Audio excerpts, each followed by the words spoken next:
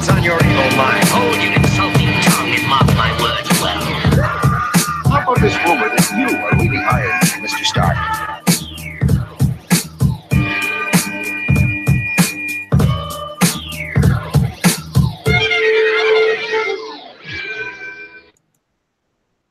Hello, and welcome to another exciting episode of the KLIQ Nation's Comic Book Chronicles.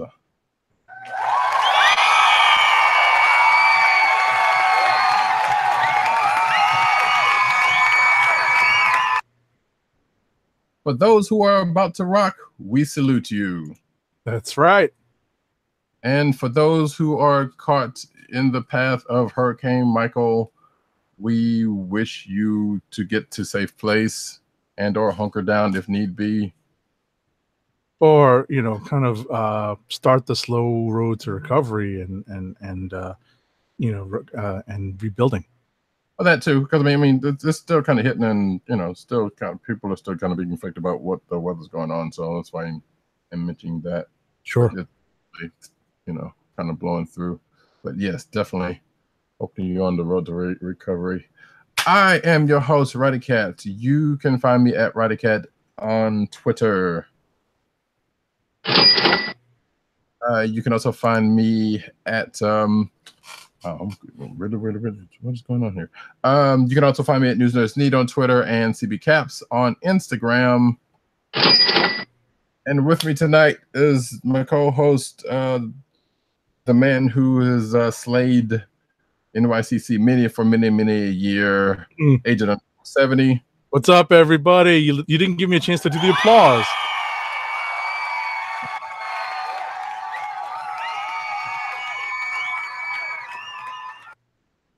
All the applause go to you, my friend. But yes, not with us tonight because they have there's some kind of undercover missions or whatever things they're into. Commitments, really. Basically, yeah. Agent, I'm sorry, PCN_dirt on Twitter. Other agents. Yes. There are some sort of different agents. Also, you can find PCN_dirt on Twitter, and you can also find him at PopCultureNet on Twitter, and his sites, PopCultureNetwork.com and INeedComics.com. And also the Osiris of this ish, Tim DOGG98 on Twitter, CB Cron on Twitter, The KLIQ Nation on Twitter. Where did that go? I don't know. And TheKLIQNation.com. And you can also find him at Comic Book Resources, where he's writing his ass off and putting out a bunch of good content then. So go check him out. You can find this podcast, right? Yeah. Podcast on Google Play and Apple iTunes, aka Apple Podcasts, SoundCloud for the CSPN network, and of course CSPN.us, the Coles for the Podcast Network. You can find this show and all other great shows on that network. And of course, shop.cspn.us, where you can get merch from this show and other shows on the CSPN network. Go do it. Do it today. And with that, because I think I've rounded out everything, we are going to start in like we do every week. And I need to really close Twitter because that's distracting me in the background. We're going to start off with the books of the week. Oh. And we're actually going to start with the New York Comic Con recap. That's right. I am sorry. We actually already discussed this. Just that quick. No, right? I know. Like 20 minutes ago, we're going to start with the Comic Con recap, right? Yeah, so used to routine, and I just blanked. So it's cool. No worries. So I promise to run through. And actually, I think I did, and actually kind of alluded to it beforehand, so I don't even know what the hell I'm thinking. Anyway, but yes, Agent_70 is going to recap his time at New York Comic Con. Right off the top. So very quickly, New York Comic Con this year we are in the second year of construction at the New York Jacob Javits Center. So things are moved around. Last year was the first year where they had to deal with less floor space because of the construction. This year, they moved a lot of the Anime Fest, most of the Anime Fest, off campus, basically off of the Javits site, and moved it to a nearby pier convention space. And I never made it over there, and it's a crying shame. But I hope that the construction ends on time or ahead of schedule, so that we can have everything under one roof, essentially, and within easy walking distance or convenience. There were a number of things happening off the Javits floor, such as all of the screenings at Madison Square Garden, panels for major media things like TV shows at the Hammerstein Ballroom, and ultimately there were a couple of other places that were within reasonable walking distance that were hosting New York Comic-Con events. But I generally stayed on the Jacob Javits center floor and moved between basically Artist Alley and the show floor and the cosplay area. So very quickly, this year I spent a little bit more time in the cosplay area, and I'm really starting to understand some of the cosplay culture that's out there, and how there are definitely cliques, there are definitely groups that huddle together, but there's definitely people that show up randomly. I'll give you an example. This year, I saw a Belle from Beauty and the Beast, and unbeknownst to her, someone dressed as Lumiere came walking down just at random. And everyone was like, "You've got to be kidding me. There's no way they didn't know that each were coming to this show dressed that way." Usually what I've come to find out, that it could have been an accident, but at the same time, yeah, you never know. But at the same time, you always tend to find out that there's oh wow, this character's here, and just so happens that this one is over here, whether they knew each other or not, and they just happen to, because you can even see it if you catch them if you catch them when they first see each other. It's right. No, they did. They had no idea who they were. Yeah. It was pretty unique. It was pretty. The word I'm searching for is serendipitous. I'm sorry. Serendipitous. Serendipitous. It was pretty. I want to say something along the lines of pure and an actual coincidence.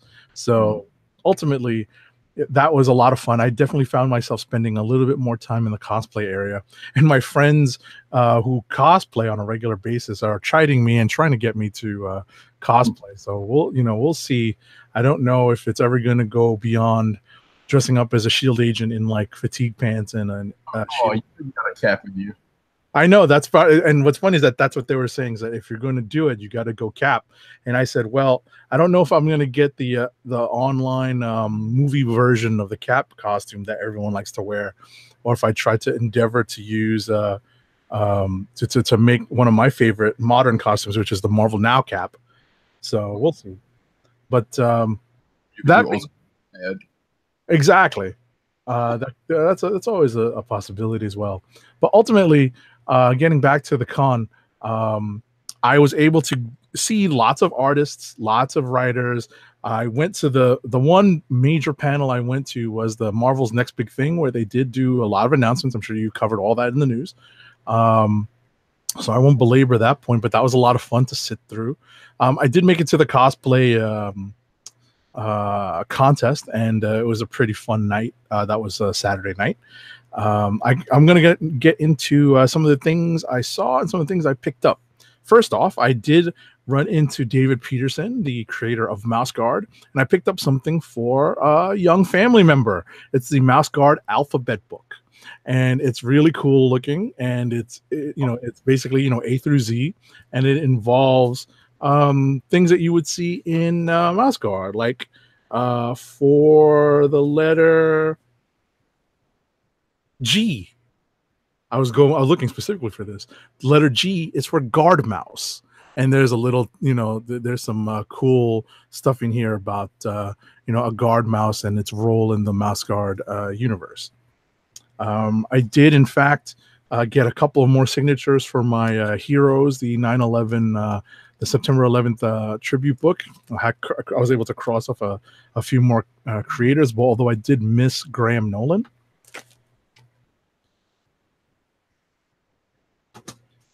I saw friend of the show, Sanford Green.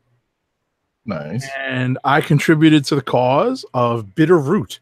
So he had a package deal where for $60, you could get a Bitter Root t-shirt. This is the back. This is the front. I don't know if you have one. No, because I think they started doing that after Heroes. And it was a set of prints that are monstrous. And when I say monstrous, I mean it, because they're these like extra wide screen, like triptych or quadruple covers. I think these are actually, no, wait, 1, 2, 3, yeah, 4 covers.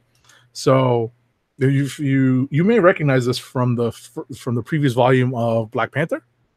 There were variant covers.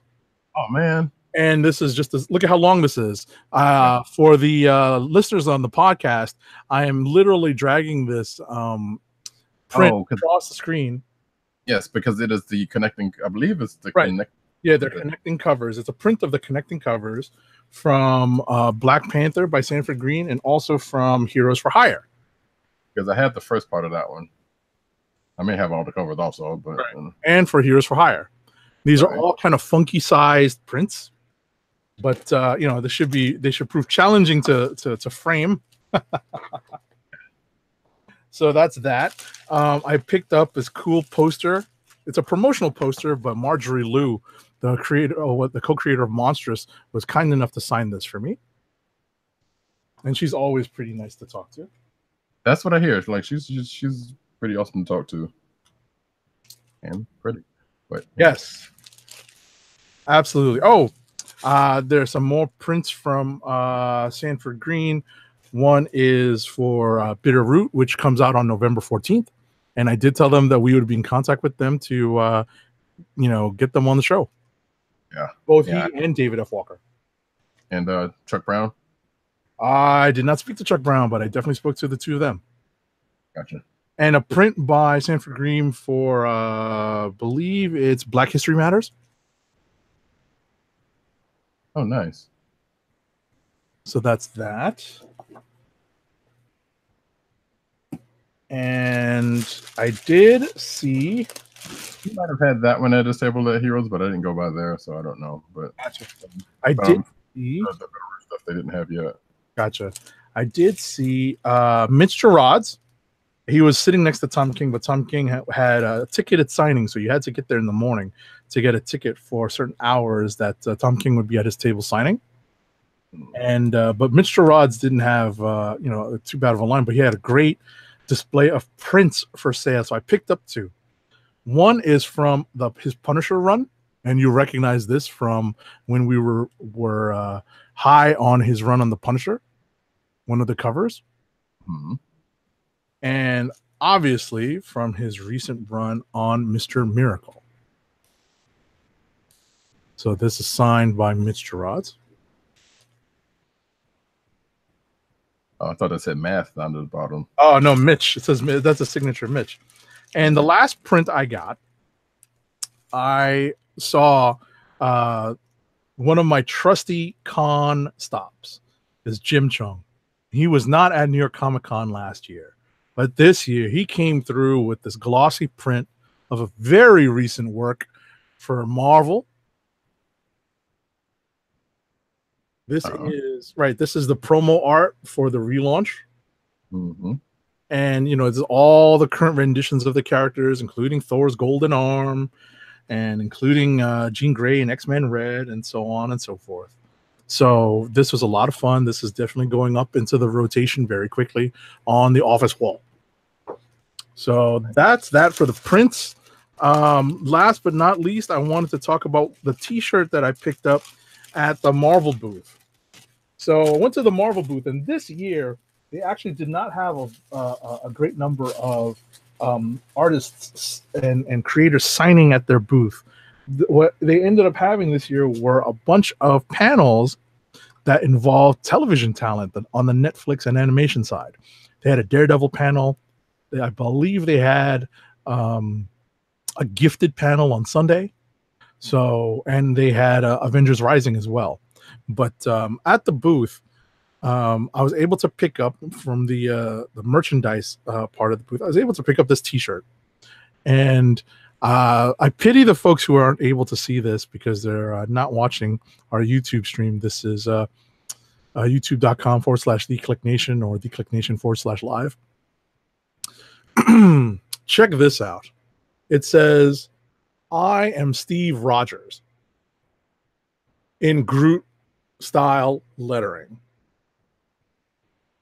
So, inspired by one of my favorite moments in Infinity War, Marvel came out with a T-shirt. Yes. So that's pretty much the recap of the stuff I picked up at the con.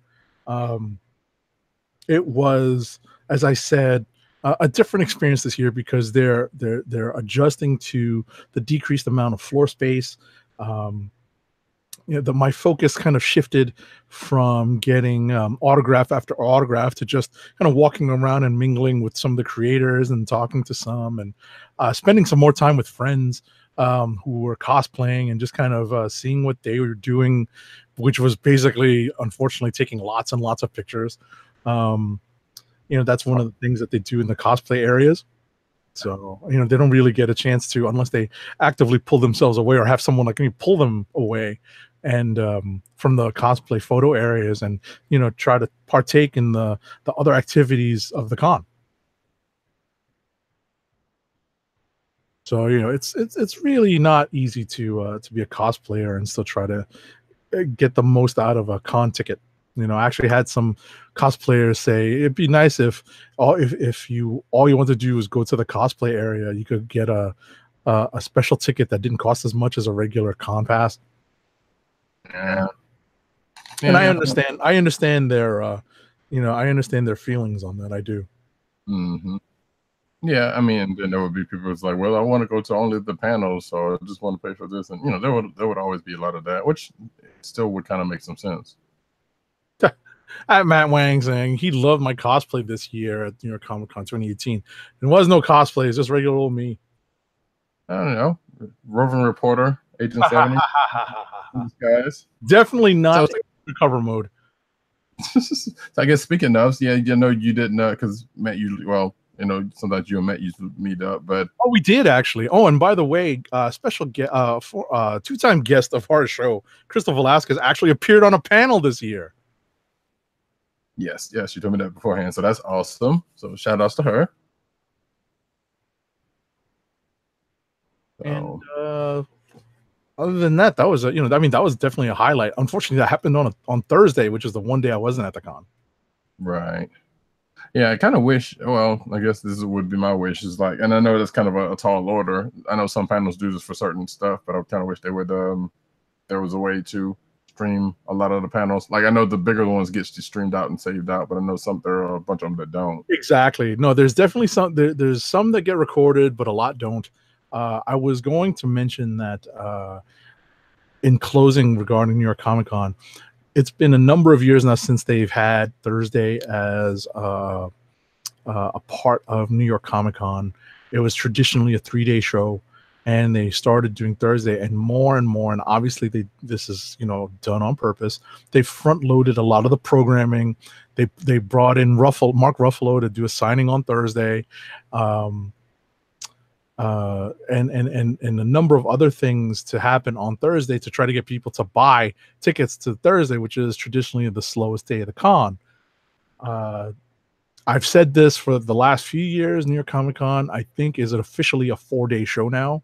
And if you really want the full experience, it's almost imperative to get a 4-day ticket. But if you can't manage to take the time off from work, or just carve out the time to go to a show for 4 days, it's difficult. So you have to pick and choose and sacrifice certain things for others. I can definitely tell you that Saturday's still packed and Sunday's still packed. But in terms of programming, in terms of signature and autograph opportunities, it's a little different now than it was even only 4 years ago. Right. Yeah, and we've talked about that. It's I feel like at a lot of bigger shows or a lot of shows, a lot of bigger shows are kind of starting to do that four-way stuff, and I don't feel like it's always necessary for cons to keep doing that. Right. And like you said, it's like it's hard for people to get out to a Thursday show, and I mean to a Thursday thing. So it's like that's kind of ridiculous. I was gonna say it's one thing if you're in a vacation destination like San Diego, and that's traditionally been, it's been a 4-day show for a long time now. Right. So it's, if you're going to travel, you travel, and New York is, I guess, similarly situated, but at the same time, 4 days is still a long way. Yeah, and it's kind of a lot to ask for people who, and especially if they're going to do stuff like this. Now, granted, I can understand like Ruffalo's schedule is what it is, so his stuff had to be done when it had, when they could have. Exactly.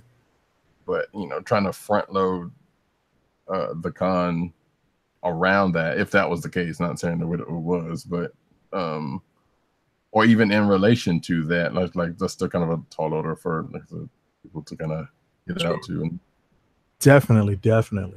All right, so that's for New York Comic Con from my end. So so I will.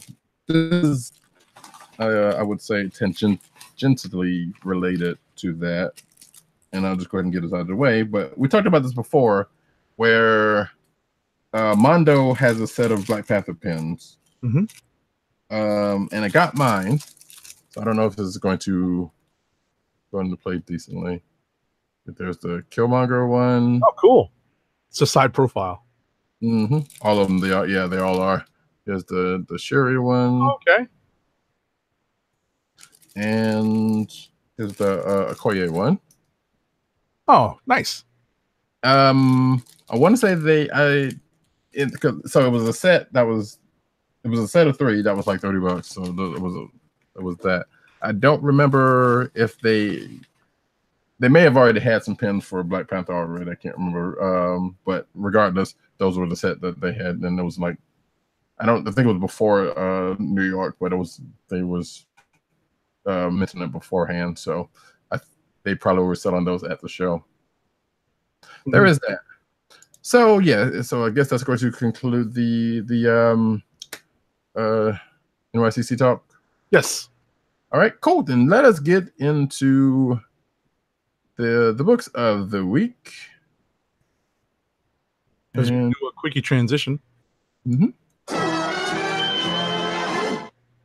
Oh, that reminds me. There's another transition for you, but we'll talk about that later. And the book we're going to start off with, as we said prior to the show, is Avengers number 9. Yeah, so there's some stuff happening in this that we have to talk about. Yes. Yeah, go ahead and start. So leading into this issue, and it's not much of a spoiler because the character's on the freaking cover. We're dealing with Namor the Submariner, who is being, let's just say, defensive about what remains of his undersea kingdom. He is being agitated by one Roxxon Oil, or the Roxxon Company, which is interesting because you would think that Thor would be somewhat sympathetic to this whole situation and understand that Roxxon is behind the War of the Realms, but this isn't the same Thor. If it was Jane Foster, there might be some understanding here, but this is Thor Odin's son. So there was also the killing that happened, the killings of his people that happened. But in terms of Roxxon being involved, right. So I was going to get to that, but that's the agitation.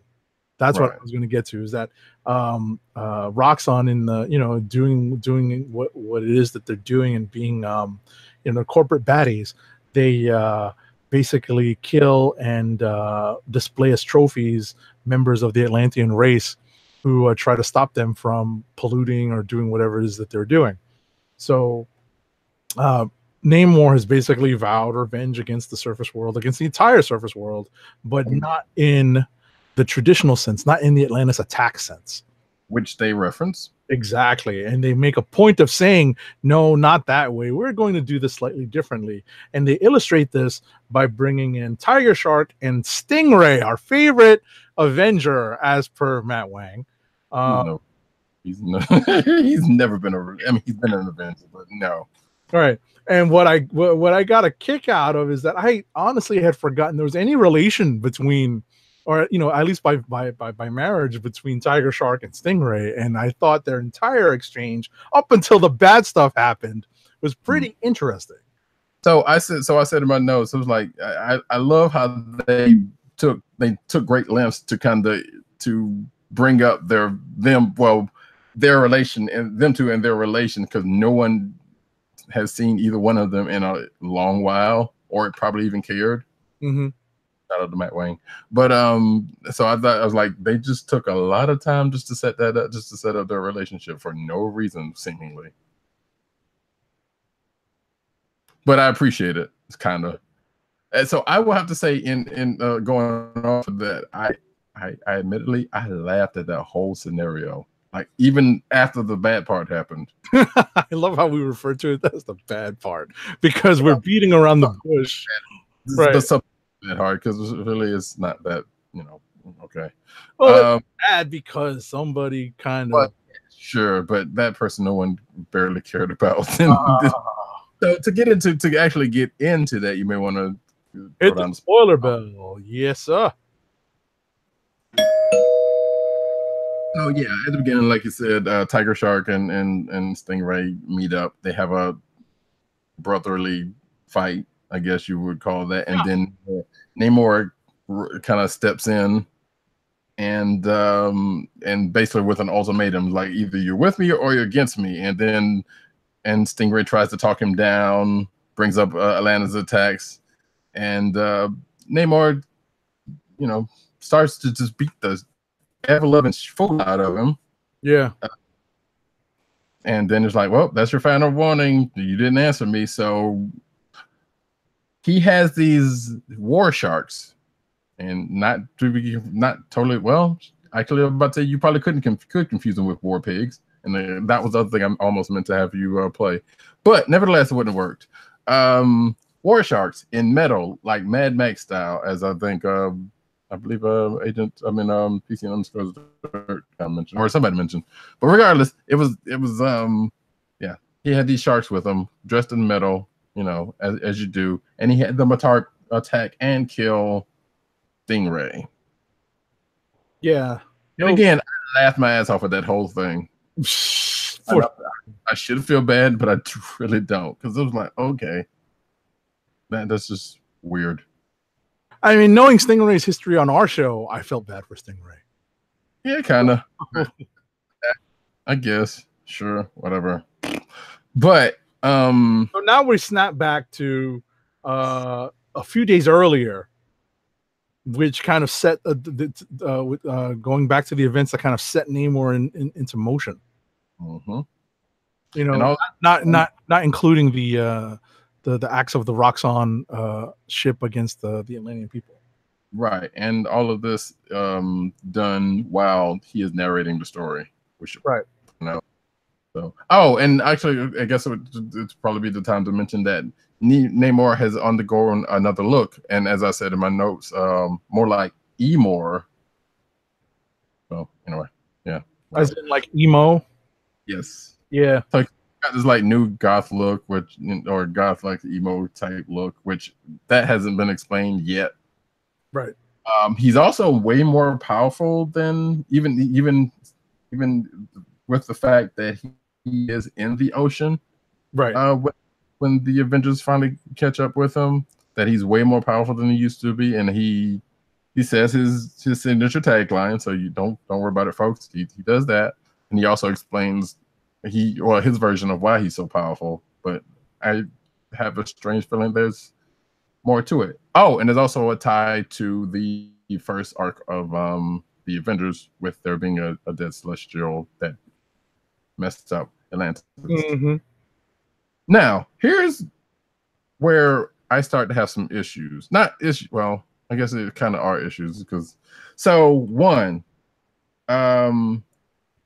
as Agent 70 said beforehand, the one person you should not probably have to meet up with Namor, which I think that wasn't necessarily how it was supposed to go. He was supposed to actually sneak in and whatever, but he got caught.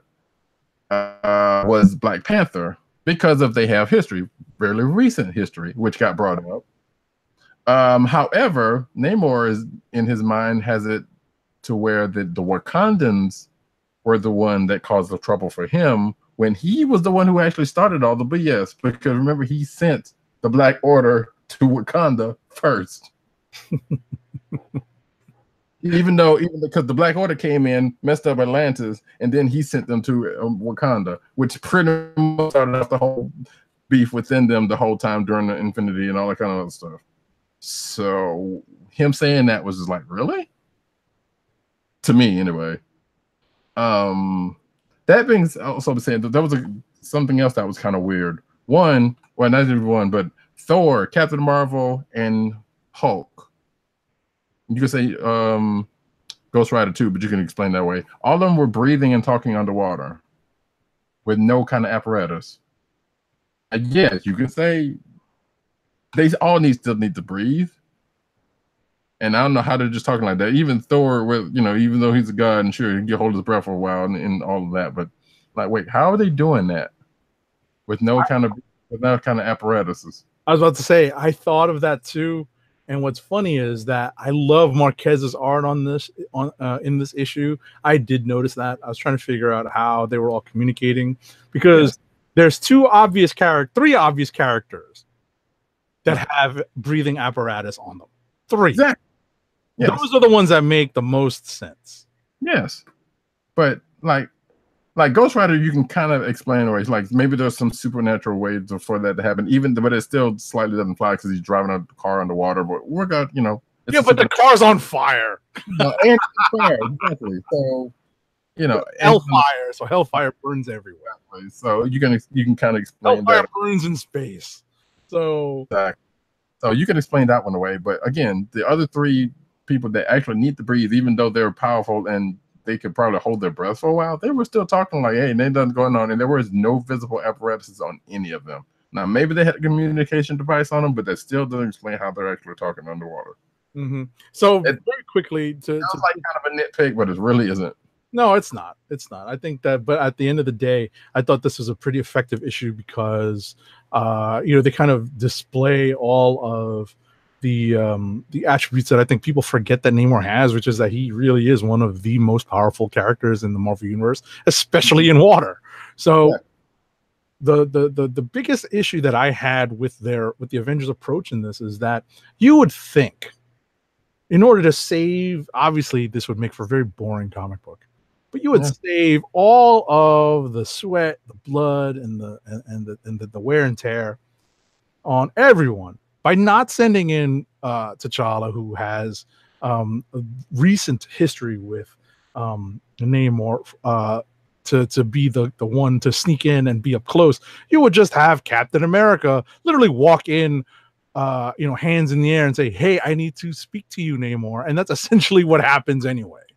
Right after this big fight that probably couldn't have. Now, granted, I can see if it went the other way. They send in Cap first, and them two have their exchange, and then Namor says what he ends up saying to Cap. Exactly. And then fighting, I could see that. But then I didn't write it. I'm not a writer. It was like I'm sure there was a purposeful reason the way why Aaron did it the way he did it. So sure, I assume. But it still was like just like you said, you would think that would have made a little more sense. And then if something popped off like it tends to do, then okay, sure. But nevertheless, we got it the way we got it.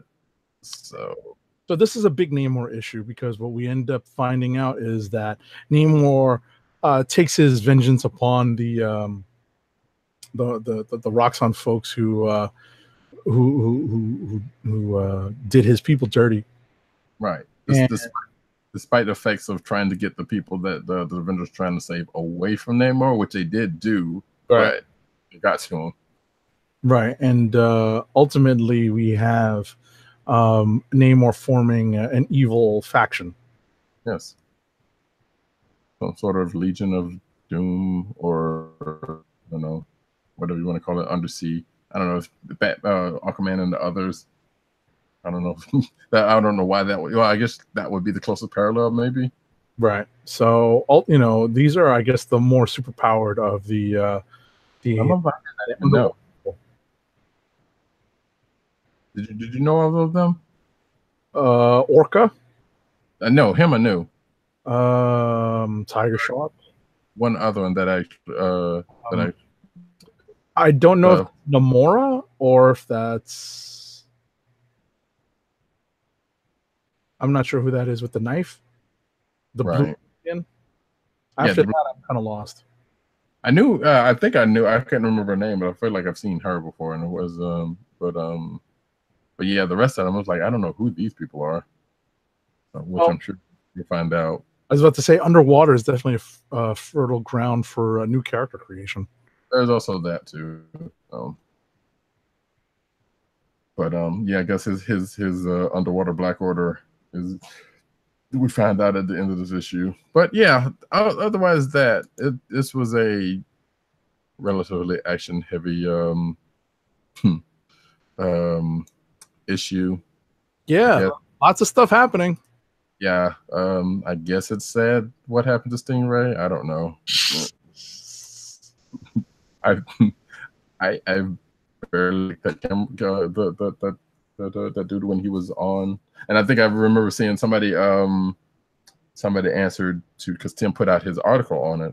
I believe it was I think it was his article on it, and somebody responded to him saying it was like, well, that character's always been pissy, and that was before I found out who it was. And I was like, yep. As soon as I found out who he was, I'm like, yep, you're right.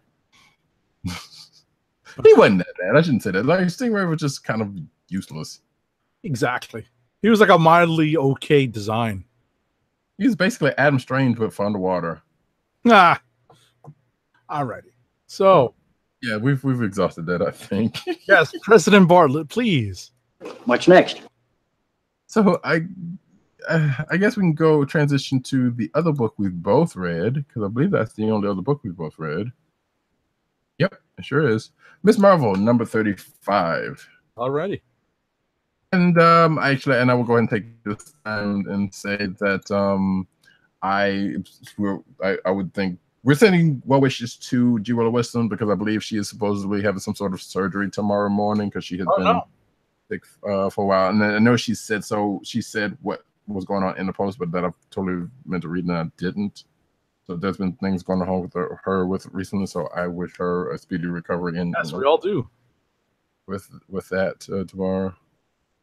So at the time of this recording, by the way. But yes, Ms. I don't know if any of that's going to, because I think she also remembers she said something about she's already put in some scripts. So I don't know if that's going to put off Miss Marvel or Wonder Woman or anything else she's doing due to the surgery, during the recuperating from this, whatever the surgery is. But nevertheless, Miss Marvel number 35. On Twitter, she states that she's on sick leave. Yes. Yeah, she's been saying that she said that there's a thing for about a week or two. Since she put up the post about it. So, but yeah, Miss Marvel number 35. The only thing I can say starting off is like, so Bruno and Bruno tries to make a self-sacrifice, which ended up being kind of funny, because you could see, he's basically was diving in the way of the Shocker's shock pulse to save Miss Marvel.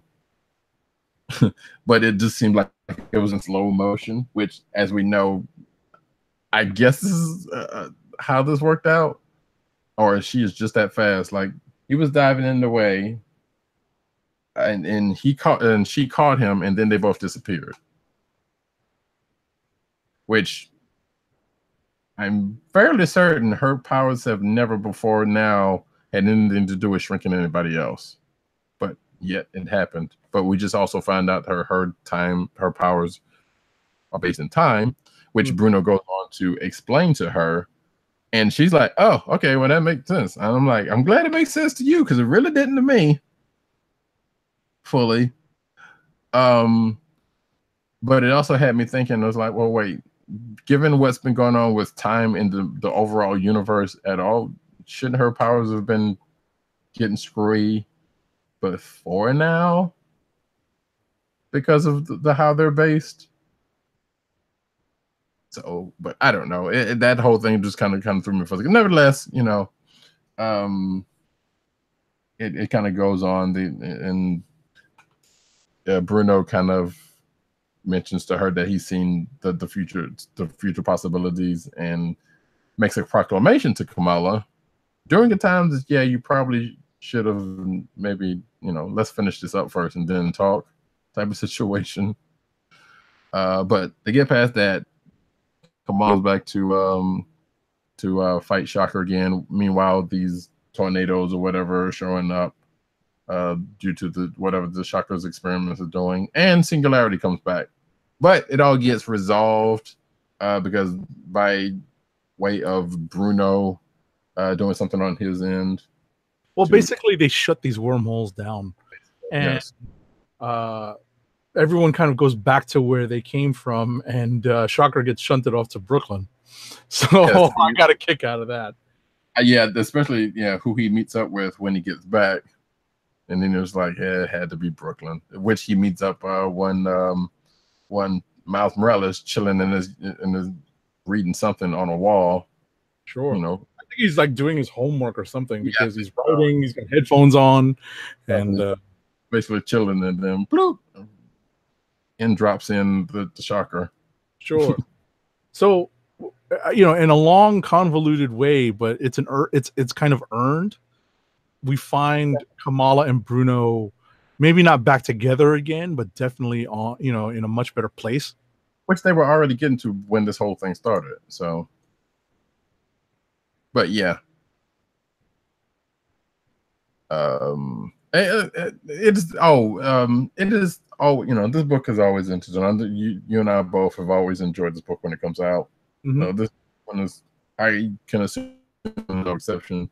And there are always usually little things in the background to look at, or that you can find in the course of one of these stories. And I guess this one's kind of no exception, because there's this couple that are basically looks like they're spectating, and they're trying to sit at a table eating.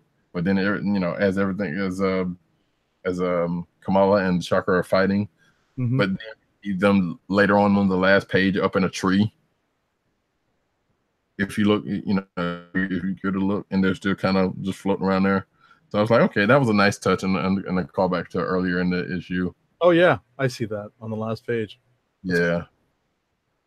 So I've always liked little touches like that in this book and others. So. Was it? It's Nico Leon on art, right? So yeah, just another. Wait, was he on this one? Yes, I think he was on this one. Yeah. Yep, it is.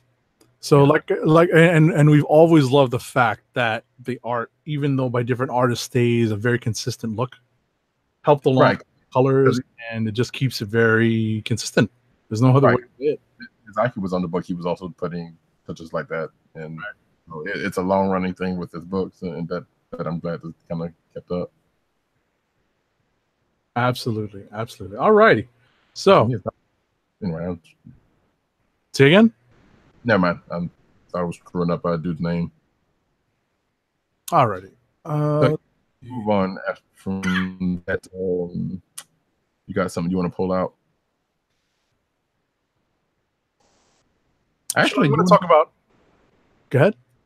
No, go ahead, because you might be doing the same thing I was thinking about. I was just going to bring up the big event book of the week. There we go. Yep. Spider-Geddon #1. Mm-hmm. So, if you have not read Spider-Verse, you're going to be a little lost. Kind of figured. Because Spider-Verse sets up the essential status quo that you need to understand before getting into Spider-Geddon, which is that there are these characters called the Inheritors, who are basically blood enemies of all spiders, or at least are blood enemies of totems, specifically characters who are exemplaries of certain animals, right? In this case, spiders. And they basically eat these characters and, eat their spirits, eat their bodies to sustain themselves. In Spider-Verse, the Spider folks were able to stem, to imprison these inheritors on a radioactive planet that kept them weak and at bay. But of course, say you were going to say? I said after some losses. Sure, of course, after some losses, but we definitely lost a number of spider folks. But we come to the latest group of spider folks that are trying to prevent the inheritors from escaping.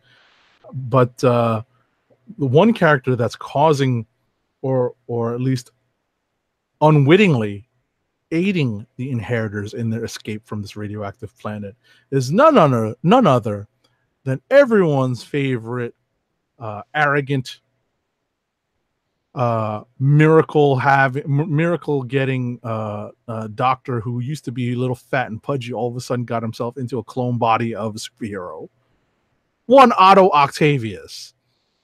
And I understand that all the writers love writing him because he's just this arrogant prick, but every time I read him, I want to punch him in the face, and that's the intended effect. Yep. So as you're reading along and you understand that it's all, spoiler alert, it's all the superior octopus's fault. That's why the inheritors break out of their prison, and that's why a number of spider people from alternate universes bite the big one in this issue. I won't reveal who it is, but a bunch of them go down, and it's shocking. These are people who have Marvel Legends action figures. That's what I figured. Yeah. I hadn't read this yet, so but I have heard that some people buy it in this one, and I will end up having to read this at some point. Yeah, it's pretty good. There's a lot of quality Marvel books out this week. I had a lot of fun reading. Yeah. So central click week out there. Yeah, I'm not sure if I can say that, but there's been some good stuff for sure. Excuse me. Yeah, if you're thinking to yourself, this sounds like Spider-Verse Part 2, probably. Mm-hmm. Because there is some definitely similar beats into it that if you with what Agent 70 just said, even so. Because even in this one, does Otto go off to? Because I know he recruited from Zero. He recruited the PS4 Spider-Man Spidey. So has he been the one going around, or has it been Peter been, or they just, because I think they pretty much had a system set up at the end of Spider-Verse anyway, because that's how Gwen Stacy's coming back and forth through whatever. Right. Right. No, this is set up on the premise that they have to stop Ock from doing what he's doing. Gotcha. So that's a twist from last time then. Yep, pretty much. So, that was kind of depressing. I really hate that superior Ock character. Really want to punch him in the face. So wait, does it tie into any of the other Spider books? It will. At some point, well, sure. But I mean, even like Superior, does it come out for that Superior Octopus? Because I didn't read that last week either. The Superior Octopus basically kind of leads into this, because Superior Octopus was just setting up the status quo for Ock being a San Francisco-based hero. Sure. Okay. Cool beans. Well, we will see. Alrighty. What do you got? That's going forward. I guess keeping on the spider train somewhat. What if Punisher #1? This actually I like the premise of this. I guess it didn't execute really.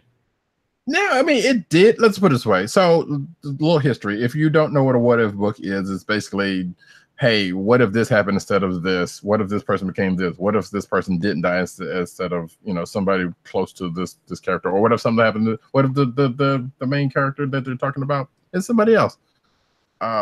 Which is kind of this how this one's done. So usually, classically, what ifs kind of play out. It was like, yeah, it's a story that looks like it's kind of going somewhere, but at the end of it, it kind of either gets back to leaning towards status quo or getting back to a place where it's like, it's all right, you know.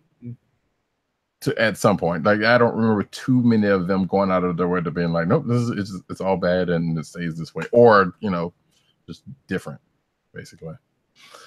This one is not that much different. So basically, it is the history of. So this is what if Peter Parker became the Punisher as opposed to Spider. Well, not even as opposed to, but in addition to Spider-Man, basically.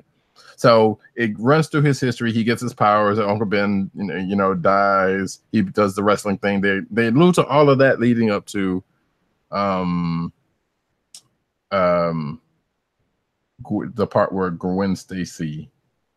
So there's been do you plan on reading this? Because I don't want to spoil too much for you. Go ahead, I'll read it anyway and have fun. Okay. Oh, so I mean, there's really not much else to really story. Because if you know Spider-Man history, it kind of plays a similar path, except for there's one or two things different, and including the fact that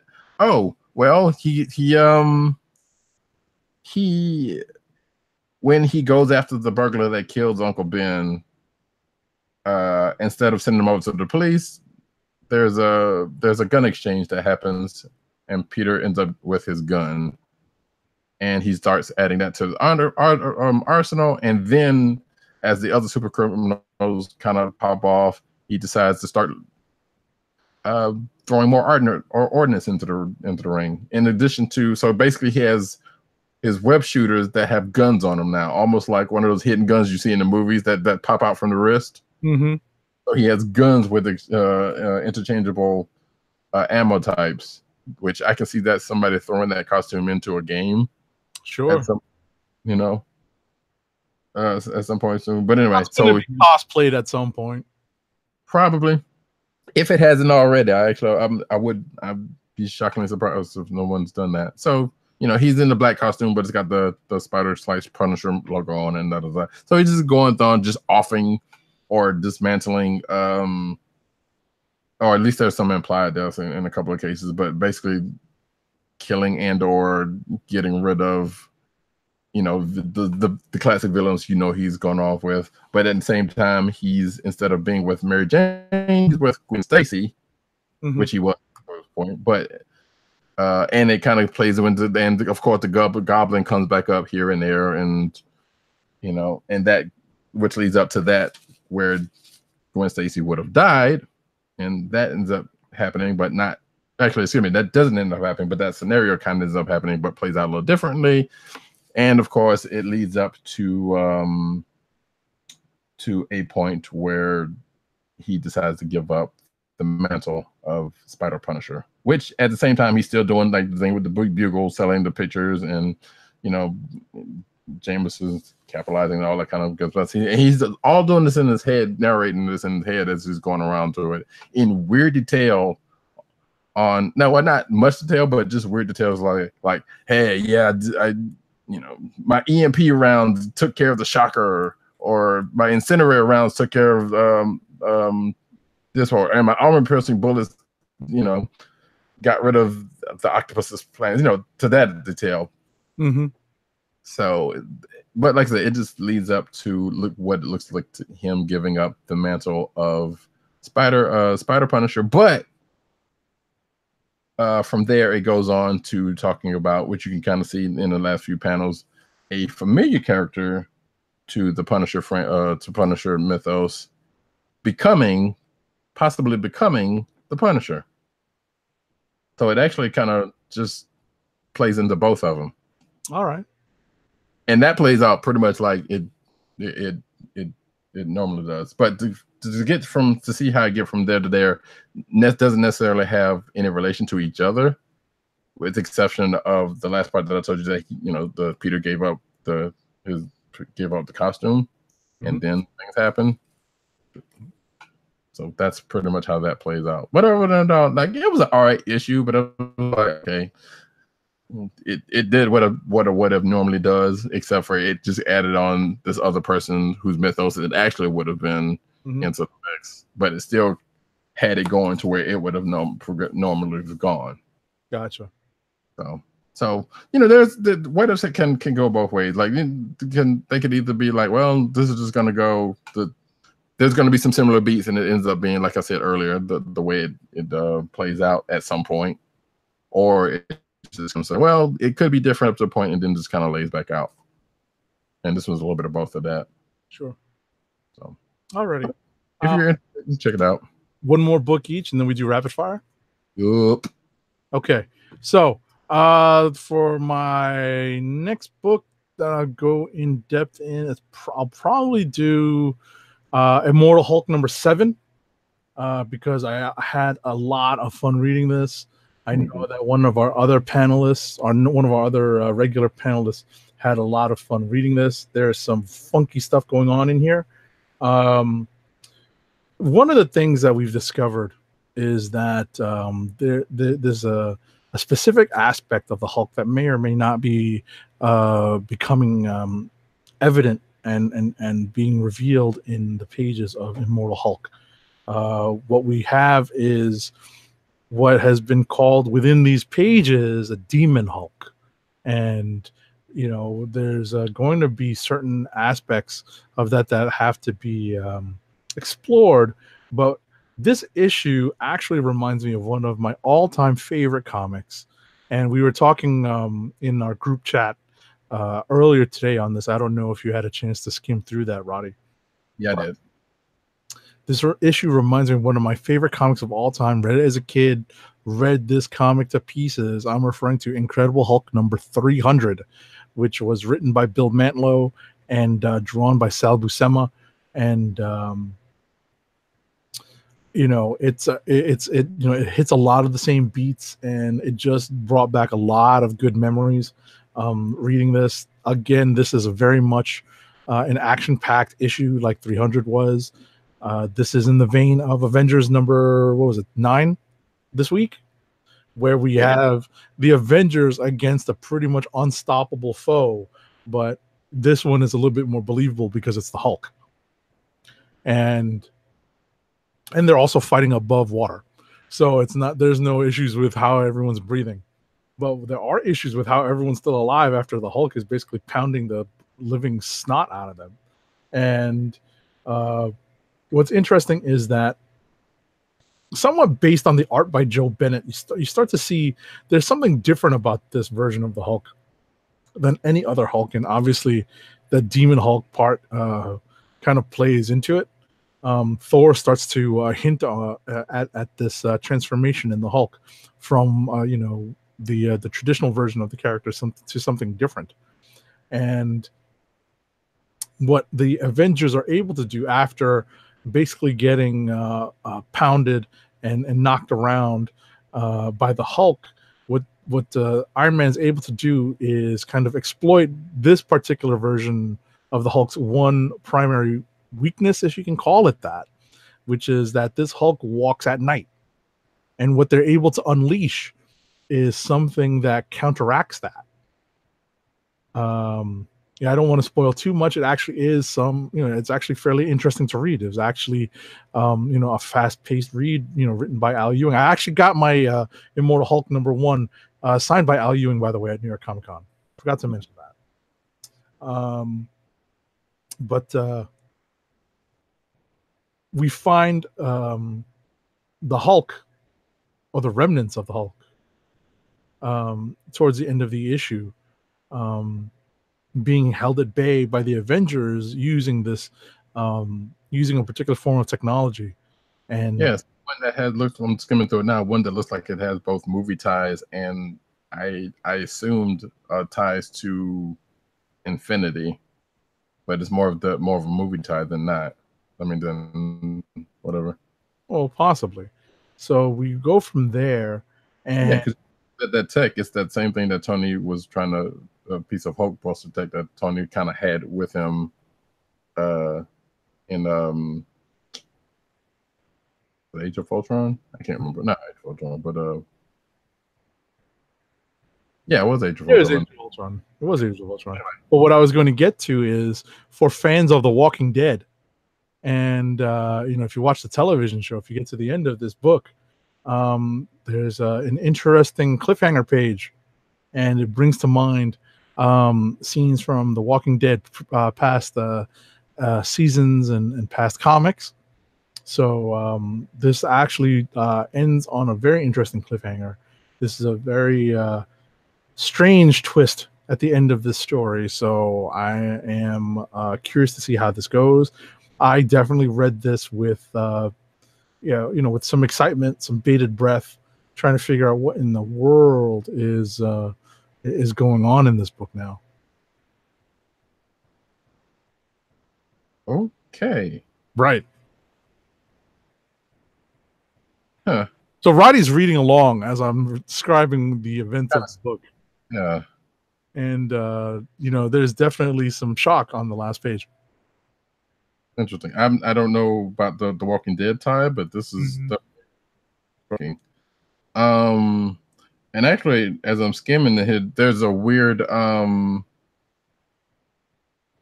There's also, it seems like there's a weird tie to something else, because basically the Hulk kind of takes down the Avengers as almost like the Scarlet Witch did in Age of Ultron, if we're going back to that. Kind of getting in people's heads and whatnot. Sort of. Or at least with the one person in particular, and right. But definitely overpowering them all. So that's, I'm gonna have to go back and read this fully. But yeah, this is the thing. Alrighty. And I was also thinking, there's actually something else I wanted to mention, because it was like, wow, that the tech that they use also reminds me of a Justice League episode where they had to use the Watchtower. Okay. So there is that. But the one thing I was going to bring up was that, as you said, it ties into Avengers number 9, and I remember something that Namor said when She-Hulk shows up. Well, Hulk shows up. Sure. And I was like, what happened to what'd you do to the pretty Hulk? Right.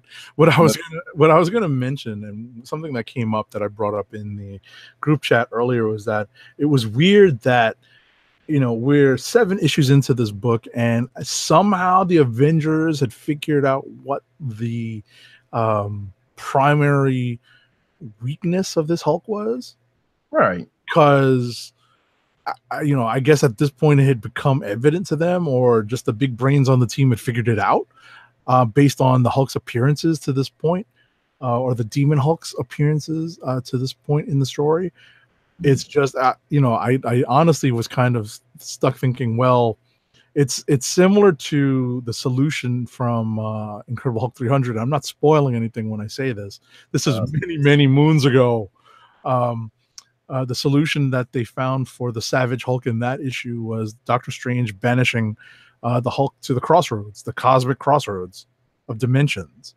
So, nothing to hurt the Hulk at the crossroads, but he had to kind of choose his own adventure and walk through, dimensional doorways, and look for a safe haven, but oftentimes found danger for someone even as powerful as the Hulk. So, the final sanction, or the final solution in this issue was nowhere near as kind, but definitely, kind of struck me as, wow, how did they know to do that? Right. I mean, think about everything that and everything else they've tried. They've tried to kill him. Well, he tried to kill himself, technically, I guess, or at least Banner tried to kill him. Right. Like, if that played out the way it was supposed to, and then they tried to take him. They sent him away a couple of different times. They've tried to kill him. They tried to hold him down, and that's work. I can't imagine how this one's going to work. But yeah, they definitely this is a different solution to what they've tried in the past. Exactly. Well, it's a different Hulk that they're dealing with too. So that's true. But anyway, before we take too long on any particular book, you have one more before we get to rapid fire. Actually, I will go so far as this. Wait a minute, what do I have next? Unless you want me to spin it up now, so it's up to you. Spin it up. Spinning.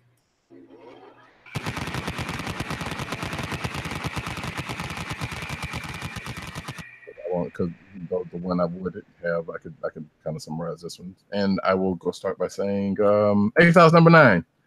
This is the culmination of what definitely a synergy book would be, in that the team gets quantum leaped into a hybrid version of Disney product. Well, I guess you could say at this point Disney and Marvel crossovers. Let's just say that there's Aladdin and that whole mythos behind that world that they end up jumping into, and everybody, and almost like Chambers 25 that we talked about last week. All of the team ends up in coming back with a very definite role in the vein of that universe, in the vein of that world. So it's kind of amusing. And then you see other characters popping up, in the Marvel, people popping up as various roles. So it's kind of amusing. You check that out. Titans number 25. I got in my notes. You wonder how long it was going to take this to catch up with what's going on with specifically Heroes in Crisis and the Nightwing stuff that happened to Batman pretty quickly, apparently. So, because it starts off with Donald Troyes going to Roy Harper, spoiler alerts, to Roy Harper's grave, but then it pops back a couple of days and they mention what happened to Nightwing. So it's apparently sometime like shortly right after that, him getting shot, where the team finds out, so he's not in the picture anymore, and they have to deal. And then there's this other person that they dealt with a few issues back. These are the first crew that they tried to deal with, or the second actually people they tried to deal with, and something happened with that person and his exposure to the source wall, which doesn't go great. So. Actually, wait, was there any mention of Wally? Because there was a mention of actually, I don't think Wally was in there either. But I'm not even sure if they even mentioned him. But like I said, the only thing you saw was the Donna going to Roy's grave. So I don't remember Wally's mentioned in it at all. But anyway, that's kind of how that all played out. And then Miss Marvel was supposed to be, Martian is kind of stepping up as team leader, but she's not really sure, and But it caught up quickly. You would think it usually takes a couple of months for that stuff to happen. Let me see. My last book, and I'm gonna need a particular sound effect for this one, so bear with me for a second. So, are you ready to have your face melted off by the power of metal? Ladies and gentlemen, Murder Falcon. Oh my goodness. So this is a silly ass book. Actually, it's not silly. It's fun. I dare say. So if the name implies anything, it's an image book, and so this guy who apparently was a part of this metal band, and he was a guitarist. He stopped playing guitar because I think he lost. I kind of skimmed through it, but I got the gist of it. Because he lost his girlfriend that he really loved, and he stopped playing the guitar. But he ends up finding, this monster ends up attacking him in his apartment, and his guitar transforms somehow miraculously. And when he strums the guitar, the title character comes out and defends him. And the Murder Falcon that comes out is a talking humanoid looking Falcon with a headband and metal accoutrements, whatever, who's fueled by the power of rock. So every time this dude plays a chord or something, he gets more powerful. So they have this thing to where they're now together and fighting evildoers and with the power of rock, or metal in this case. And Metal's for Kids, fight me on that. But it seems like a fun, silly thing. I don't know. I may end up checking out more of this, but it's just like this. Yeah. Now I've got some music to play on the outro. Right. And of course, there is also metal. Oh God. So. Oh, all right. So My rapid fire books this week are nowhere near as exciting, apparently. Goodness gracious. So, first up for my rapid fire is Amazing Spider-Man #7. We find Peter Parker in his civilian garb and in his alter ego as smooth supervillain known as the Liar, and Boomerang at the bar with no name. And I kid you not, it's just kind of fun. It's a little bit of bonding between now roommates Peter Parker and the Boomerang, and Peter knows he's Boomerang. So Peter knows that Boomerang is Boomerang, yes, but he doesn't know that he's Spider-Man. right. Okay. And and shenanigans ensue. And Nick Spencer's got a soft spot for Boomerang, as evidenced in the Superior Foes series and whatnot. And he's endeavoring to make Boomerang as sympathetic a figure as possible, but still have him be a scoundrel and a thief. So it's a pretty interesting direction that Spencer's going with in this book. I feel like parallel to a couple of DC characters and maybe one Marvel character here, but I don't know. Sure. And also we kind of see what is going on. I know that Soul is taking Daredevil in a very specific direction, but unlike the Netflix shows, the Marvel comics have multiple characters interacting with the Kingpin, and Spidey interacts with the Kingpin on a very regular basis, and the Kingpin has a storyline that is occurring in the pages of Amazing as well, where the source of his powers, in terms of his political powers, are becoming more evident and are showing that certain bargains have been struck in order to have Wilson Fisk become the mayor of New York City. So he's also, and on that, also playing out in Moon Girl and Devil Dinosaur, right, to some extent. Right. Next up is Captain America #4. This was a lot of fun because unlike, and I know that we kind of poke fun at Coates' current run on Black Panther because it's just taking forever to get somewhere. This is issue #4, and we are there. We are absolutely there in terms of why Selene is involved in this. Because remember, when this was teased, everyone was thinking, why is normally X-related villain Selene of the Hellfire Club even gracing these pages? And now we understand why. It's what's that? It's acts of vengeance. Well, it's that, but also a tie-in to the Brubaker era of the book, and it was entertaining for me. Obviously, I'm of a certain vintage that I was reading the Brubaker run when it was coming out, unlike these new jacks who are just like, who's that Ed Brubaker, man? Doesn't he write Criminal for Image? So ultimately, this was a nice call. It was a nice tie-in to a previous run on the book, and really raises the stakes for Cap and for Agent 13 Sharon Carter. And I think that covers my books for the week.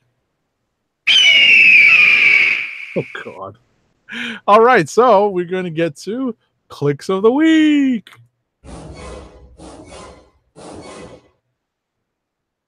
And yes, we got one already in the form of PC_Dirts, and that is Immortal Hulk #7.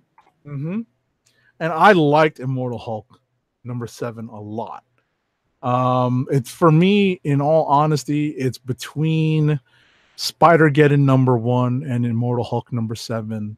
And I think I'm going to back up PCN_Dirt on this. And second is Click of the Week with another vote for Immortal Hulk #7.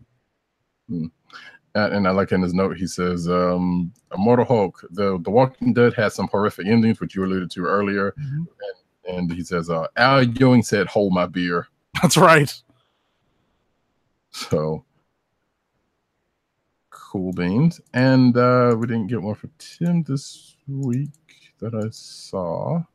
But I think I am going to go with, you know, my heart says go with Murder Falcon, but no, I'm not doing that. That's not. I don't know. This one was kind of a hard one. Like the adventure was kind of what it is. You know what? Yes, I will do that. And normally I would go with Miss Marvel in this case because that's generally good. For no other reason that we get rid of a useless character. Oh man, that's just cold. That no one was thinking about, mind you. But I guess it says like, you know what, we got to get rid of somebody, and since he's in the sea and this and then the other, sure, why not this dude? Ooh, I'm dying. So yeah, and that would be the clicks of the week. All righty. So as we transition, as we pivot to the comic book news of the week, our first ad read of the week is going to come up. And I know that last week I tried to start a tradition where I would read the ad copy in certain funny voices or accents or doing imitations of certain characters. But this week I'm a little on the worn out side, especially after that whole New York Comic Con recap. So bear with me as I do a quick read of our favorite go-to quick read when we need to speed things up. Keep our podcast free by shopping at Amazon. Visit cspn.us, then click the Keep Our Podcast Free link at the top of the page. From there, scroll down and click on the Amazon link to shop. Purchase items from Amazon as you normally would, whether it's books, music, electronics, jewelry, or apparel. For every purchase made on Amazon through our link, Amazon sends the CSPN payments that helps us keep the Click Nation's Comic Book Chronicles free for our listeners at no extra cost to you. Amazon.com through CSPN.us. Do it today. God. This is very Colbert Report. Oh, jeez, that's not going to get old anytime soon. It's very Colbert Report. Oh, really? I never. Old school Colbert Report when he was on Comedy Central. Yeah, like I said, I didn't watch too much of him. Anywho, let's get into the news. Into the news.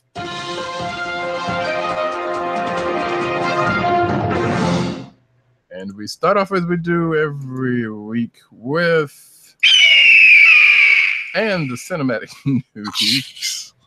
And I will do these first 1, 2, 3. Yeah, we need to kind of we need to pick up the pace a little bit because we're going to be on for a while. But I mean, half of these are not going to take that long, but these are all related. So therefore, if you've been paying attention to the internet, the Russo brothers may have given away the Avengers 4 title. Now we showed last week before last, I can't remember, that the Russo brothers had this one picture with the fort that looked like it had nothing to do except for the opponent of the set, and there was a bunch of A's in it. Apparently, there might have been more to it than that. And according to Tim's article here, it says a new rumor suggests that it could be Avengers Annihilation, but that's just a rumor, and yeah, it is what it is on that one. But also during the course of the week, so Mark Ruffalo went on Jimmy Fallon, and once again possibly spoiled, probably not spoiled the possible name for Avengers 4. They had to bleep it out, which a fan ends up decoding what it said, and it still doesn't mean it was the original. I mean, it's what's going to be the the actual name of the film. But also the Russo brothers went to Twitter after this happened and quote unquote fires Mark Ruffalo, to which he responds with, "Hey guys, can we talk about this on Twitter?" Yeah, Mm-hmm. there, and that is that on that. So it's a whole thing. So like I said, Mark Ruffalo and is no stranger to actually spoiling things, or may or may not be spoiling things for Avengers movies. And I can't imagine this one actually being an actual spoiler, because we still may or may not know the name of the Avengers 4 book. However, skipping ahead to an article, there's also a rumor that Avengers 4 will pick up 5 years after Infinity War. Again, it's a rumor. Some dude on Twitter said it. There's no basis for it at all, as far as I can tell. But there are some things about it that could possibly happen, especially given the fact that time shifts in Marvel Universe has happened before and often. Well, not often, but before. So there is that. And now, I guess, last but not least,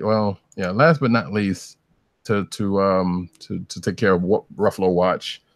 Mark Ruffalo disguises himself at Comic-Con to pose with Jason Momoa, who was there doing Iron Man, Aquaman stuff. Which, by the way, Aquaman stuff.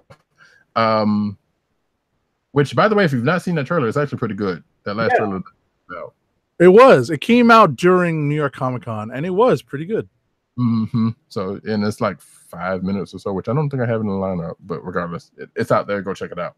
So you can see here the picture of Ruffalo in disguise, and it was Jason Momoa that was put on. I think that's Momoa's Instagram page. Okay. So, and that is it for Ruffalo Watch. I'm gonna do this next one, which would be the Marvel Studios one. Sure. So the rumor is that the report is that Marvel Studios is developing a Dark Avengers movie based off of that same storyline after Secret Empire. No, not Secret Empire. Secret Invasion. Yes. Which, as you know, coming off of Captain Marvel, we know Skrulls are now going to be in play, and certain things will be lining up for that. Although I can't imagine how they're going to do that when Norman Osborn was the focal point of that, and he's not been introduced. Right. So we'll see how that plays off. And that in the sense they still couldn't do it, but regardless, that this could be a thing. Next up, all right, sure. Marvel Phase 1 gets turned into an epic TV show by MCU superfan. So apparently some fans clipped together a whole bunch of stuff and made it into a TV show. Now, given the fact that there are some people out there that were petitioning, and I'm not saying this is the same thing, but petitioning to do a re-edit of The Last Jedi for some stupid reason. I'm not saying that this is them, but I'm just saying that, hey, something like this could go a couple of different ways. Okay. But it says that they have enough to, let's say, 20 movies on the MCU TV. They basically have enough for like the first season, sounds like. And so there is no word. It's out on somebody's site, which probably may end up getting taken down, because you know how companies like Marvel and DC and Warner Bros. Them are kind of litigious. Okay. But we don't know. But if you want to go check it out, there's look it up and go check it out. All right. Riri Williams' Ironheart makes her animated debut in Marvel's Rising Special. Right. So apparently there's another one. So the Secret Warriors one just came out on the 30th, and this is another one that they have in the works that is coming out soon, and it's called one of two that is working out. So this one and another one that focuses on Spider-Gwen called Chasing Ghosts. Right. Did you happen to catch the Marvel Rising Special?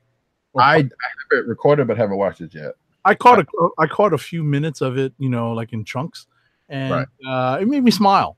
It's not for me. I'm obviously not the target demographic, but it definitely made me smile. I appreciated it for what it was.